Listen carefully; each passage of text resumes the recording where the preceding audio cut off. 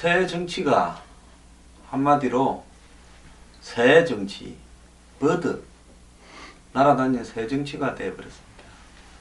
안철수 국민의당은 김종인 더민주 대표의 야권 통합 한마디에 순식간에 무너지고 있습니다. 이렇게 허약할 수밖에 없는 정당을 가지고 새 정치를 한다면서 여야의 적대적 공생에 의한 독점 구조를 타파하겠다고 밖으로 뛰어나갔습니까?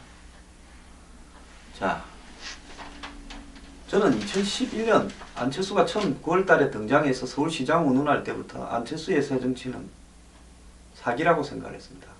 그 사람이 청춘 콘서트하고 다닐 때요. 청춘 콘서트는요, 청춘들의 오늘날 처해 있는 현실의 눈높이에 맞추어서 그야말로 청춘들에게 제대로 된 조언을 할 수 있는 다양한 사회 경험을 가진 사람이 해야 되는 것인데, 주식 벤처에서 돈 좀 벌었다고 청춘 콘서트를 하고, 그래서 청년들에게 소통을 하고, 저는 소통이라는 말만큼 안철수에게 어울리지 않는 단어가 없다고 생각합니다. 안철수 의원이 소통이라뇨. 당내에 17명밖에 안 되는 의원들과 하고도 의견 교환을 하지 못했고, 보좌관들 몇 명, 7명하고도 못해서 보좌관들이 속속히 그만두고 있습니다. 측근들 속속히 떠나고 있습니다. 자, 안철수 의원은요, 어떤 분야에서 탁월한 능력과 장점을 가졌는지 몰라도 정치에는 제가 볼 때는 부적응이고 하지 말았어야 된다고 봅니다. 그건 본인에게도 굉장히 불행한 일이고요. 재능의 낭비고, 더 나아가서 정치판을 희화시키는데 기여하고 있다고 보고 있습니다. 본인이 처음에 누가 부추기고 누가 뒤에서 도와주고 어떻게 했는지 모르지만 세상판이 그렇게 벤처에서 떼돈 벌었다고 만만한 게 아니라는 걸 안철수 의원은 한두 번 잘 안 돌아갈 때 깨달았어야 된다고 봅니다. 저는 안철수 의원보다 안철수 의원을 부추겨서 한마디로 정치판에 끌어들이고 이용하고 하는 여야의 기성정치인들이 더 나쁜 사람들이라고 봅니다. 끌어들일 사람이 있고 끌어들이지 말아야 될 사람이 있지요. 자, 안 의원 정치 행보가요, 이제 거의 막장으로 가고 있습니다. 저는 일찌감치 안 의원의 정당이 국민의당이 창당을 해서 20몇 프로 구가할 때도 저 당이 잘 안 될 거다, 결국은 더민주로 흡수될 수밖에 없을 거다라는 이야기를 수도 없이 했습니다. 그리고 동교동계가 탈당하니, 호남 광주 의원이 탈당하니 이럴 때 저 사람들 나중에 오도 가도 못하게 될 수도 있다라고 이야기를 했습니다. 그리고 야권 단일화는 필수다. 그래서 새누리당이 막판에 식겁을 할 것이다라고 이야기를 했습니다. 그럼 제가 어떻게 그렇게 예측을 했냐고요? 정치판에 쓴맛 단맛 좀 보고 나서 지켜보면 눈에 뻔히 다 보입니다. 근데요, 눈에 뻔히 다 보이는 일을 당사자들만 모를 뿐이죠. 자, 안철수 당은 어디서부터 잘못됐냐? 2014년 지자체 선거를 앞두고 안철수 의원이 새정치연합을 만든다고 했을 때 더민주당하고 통합을 할 게 아니라 5만 명이든 10만 명이든 자신의 가치를 갖다가 한결같이 내어걸고 지자체 선거에서 완전 실패하더라도 안철수 의원이 당원을 만들어가면서 그 당의 가치를 국민들에게 전파하는, 한마디로 고생하는 노력을 했었어야 된다고 봅니다. 그런 관점에서 본다면 지난 2012년 대선에서 안철수 의원이 출마했을 때 중도 하차하지 말고 누구 밀어주어서 강팔라고 하지 말고 끝까지 갔어야지요. 자, 끝까지 가서 25%든 얼마든 득표를 하고, 그리고 2014년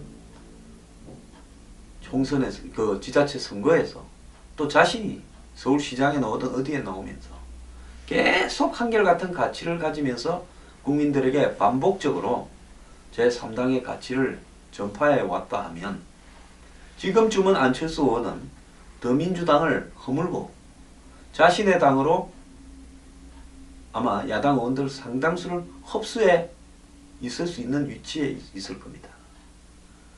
그럼에도 불구하고 안 의원은 당을 만들다가 세부족이라고 공동대표 시켜준다니까 민주당하고 합당해서 새정치연합을 만들고, 그리고 그 속에서 간지 한 넉 달도 안 돼서 보궐선거에서 졌다고 쫓겨나니까 그때부터 나갈 궁리만 하고 있다가 총선을 앞두고 나갔습니다.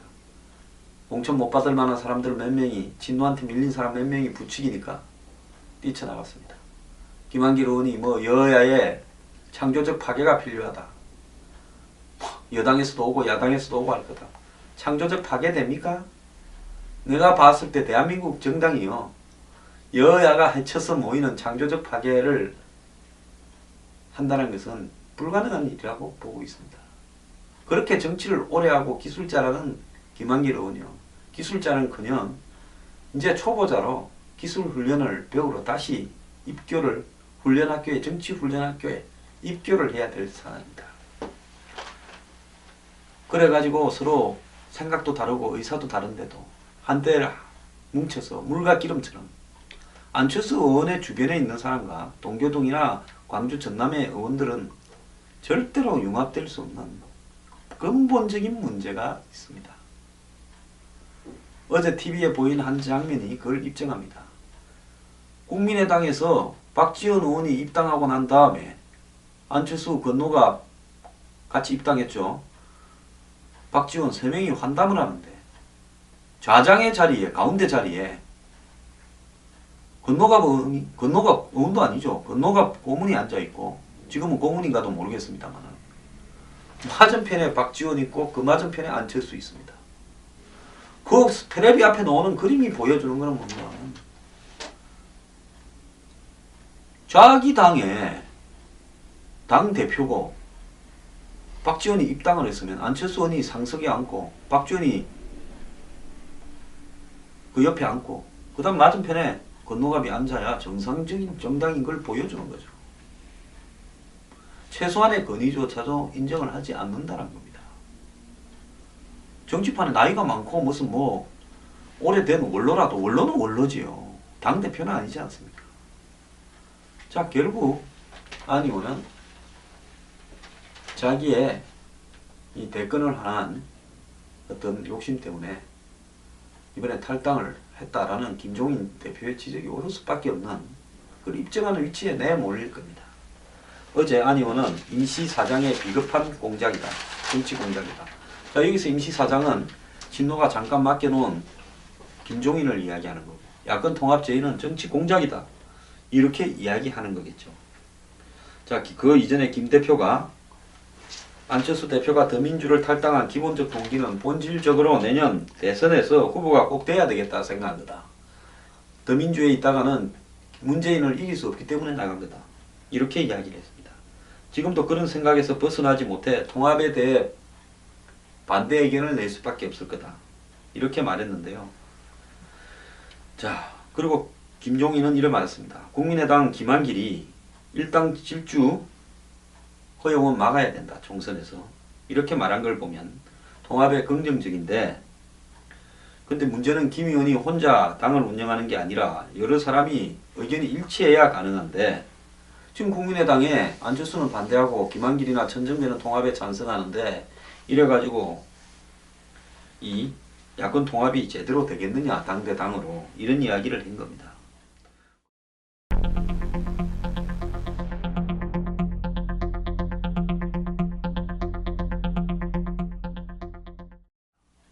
그러니까 안철수 의원이 어제 부산에 갔습니다. 여태까지 부산에 뭐 포기하고 있다가 뭐 이제 갑자기 부산 간다고 부산의 지지가 살아오르겠습니까? 정치인이 모인 국민 콘서트에서 통합 제안은 국면 전환용이며 국민의당에 대한 정치적 공격이다. 우리 당의 천정배 대표를 떨어뜨리려고 양양자를 자격 공천에 넣고 사흘 전에 한 손으로 협박하고 다른 한 손으로 회유하는 비겁한 공작이다. 그리고 안 대표는 김종인이 안철수만 빼고 다 와라, 다 받겠다, 이런 오만한 말까지 서슴지 않는다, 이러면서 우리 당을 얼마나 만만하게 보면 이런 막말을 하는지 모르겠다. 이렇게 이야기를 했습니다. 안 대표는 김종인은 헌정을 중단시킨 국보위 수준으로 더민주의 정권을 장악했지만 임시사장이다. 총선이 지나면 언제 그러니 하듯이 또 친노가 나올 거다. 이렇게 이야기하는데요. 안철수 의원의 이런 말은 허공에 이제 울려 퍼지는 메아리 같이 의미가 없습니다. 지금 뭐 오늘 조선일보를 비롯해서 여러 신문이요. 싸움 딱 친노 주류도 조용하게 만드는 김종인이 그 실력의 배경이 뭐냐.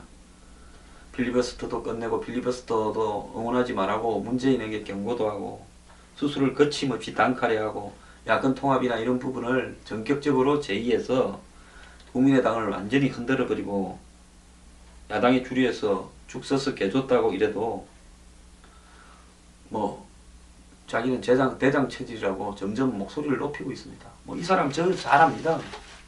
옛날에 자주 만났어요. 집안에 돈 많습니다. 명문가입니다. 한국에서.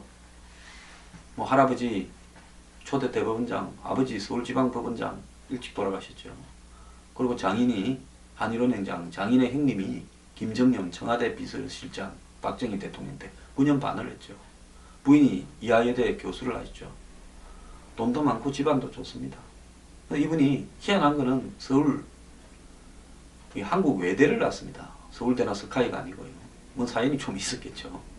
그리고 독일의 민스터 대학에서 박사를 했습니다. 독일에서 경제학을 했으니까 소셜 이코노미, 즉 사회적 경제에 대해서 좀 정통하다고 말을 합니다. 뭐 한때 이야기를 들으니까 스탠포드 대학에 독일 유학가 있을 때 박사 때 와서 이 교환 학생으로 강연을 했는데 당시 총장이던 슐처가 탄복을 했다 이런 이야기도 있습니다. 뭐 정치판에 오래 있었으니까 80년대 초부터 뭐 있었지 않습니까? 한 40년인데 이 사람만큼 정치 오래 한 사람 없습니다. 40년을 정치판에 있다 보니까 보는 눈도 많이 생기겠죠. 여야를 넘나들었습니다. 그리고 뭐 돈도 많고 정치 안 하면 그만이다 이런 식으로 하니까 남들이 봤을 때 정치에 연연하는 이런 사람들보다 깔끔하게 보이겠죠. 그리고 아주 차갑고 자기에 대한 프라이드가 엄청나게 강한 사람입니다. 저보고도 뭐 한 6개월쯤 뭐 자주 만났던 것 같은데 밥 한 끼 먹자 소리를 안 한 사람입니다. 자기 프라이드가 엄청 강해요. 자기가 세상에서 가장 똑똑하다. 자기 주장이 옳다고 생각하고 나머지 정치판에 있는 사람들은 다 걸레처럼 생각합니다. 재벌들도 좀 우습게 봅니다. 이런 부분들은 이분의 장점이 될 수 있겠죠. 대한민국의 정치판 언저리에 있는 사람은 다 재벌들 돈이 무서워서 다 좋은 말 하지 않습니까? 여야를 떠났어요.